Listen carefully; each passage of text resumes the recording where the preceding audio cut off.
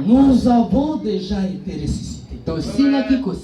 Voilà pourquoi, bien que le monde s'étonne, comment moi je peux vivre la parole de Dieu? Comment toi tu peux vivre la parole? C'est parce que tu ne peux rien. Amen. Ça ne dépend même pas de toi. C'est lui qui t'avait juste aimé avant la fondation du monde. Et il t'a placé aujourd'hui. Il a voulu que tu sois rendu réel pour manifester les promesses d'aujourd'hui. En ce temps-là, la promesse qui devait être accomplie, c'est qu'il devait y avoir un sauveur. C'est le parent rédempteur qui était recherché. Ce n'était pas la période pour toi d'être manifesté. Toi, tu n'es pas le parent rédempteur. Le parent rédempteur devait mourir. Il devait être crucifié afin qu'il paye le prix de tes péchés. C'est cette écriture-là qui s'accomplit. Et il n'y avait qu'un seul, le Seigneur Jésus-Christ. Dieu lui-même qui devait mourir pour le pardon de nos péchés. Abraham ne pouvait pas. Personne ne fut trouvé digne aussi. Le prophète Branham ne pouvait pas. Papa Kimbangu ne pouvait pas. C'était un domaine réservé.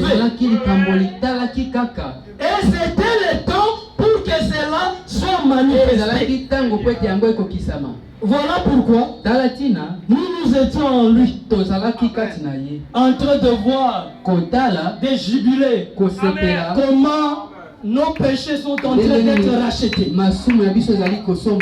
Parce qu'il n'y avait personne. Le monde entier, peu importe combien pouvaient être puissants les serviteurs de Dieu, mais devant la mort qui a été introduite en Éden,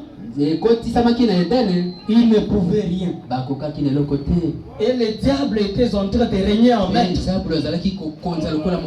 Il nous dominait partout. Ce qu'il cherchait, c'était faire mourir ceux qui servaient Dieu. Voilà pourquoi les saints et les prophètes ont été persécutés. Mais cette fois-là, pensant que Jésus était un simple prophète, il a voulu aussi l'avoir par la mort. Mais malheureusement, celui qui était là, il s'appelait la résurrection et la vie. C'était celui qui pouvait donner sa vie et la reprendre. Et il est ressuscité. Il a payé le double de nos péchés.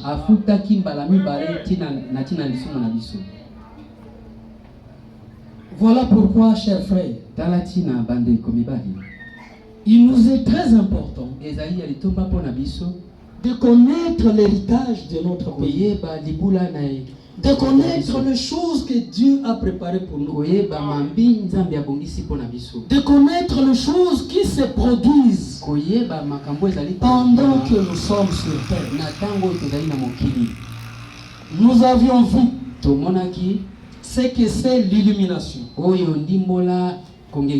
Nous avions lu Ésaïe 60. Nous avions vu qu'il était temps pour que l'épouse puisse s'élever, afin qu'il puisse répandre la lumière. Nous avions dit ici, en commémoration ou en rappel de ce qui s'était passé le mardi. Le mardi, nous avions dit qu'il y avait un phénomène qui avait attiré mon attention. C'était quoi? L'apparition du soleil après l'obscurité. C'est-à-dire, nous avions vu que le mardi passé, alors que les ténèbres s'installaient déjà, il y avait une petite pluie. Et il y avait les ténèbres qui planaient partout. Mais après 18 heures, il y avait une grande lumière qui apparaissait. Nous avons dit ceci. Nous devons être comme des mages. Nous devons connaître, lire les signes de temps. Notre Dieu, quand il veut faire quelque chose sur la terre, il commence d'abord par le refléter au ciel. Nous avons dit que les étoiles qui apparaissaient au ciel avaient permis aux mages de reconnaître qu'il y avait un don sur la terre. Et ils ont suivi la marche des étoiles. L'unique manière de reconnaître le don de Dieu sur la terre,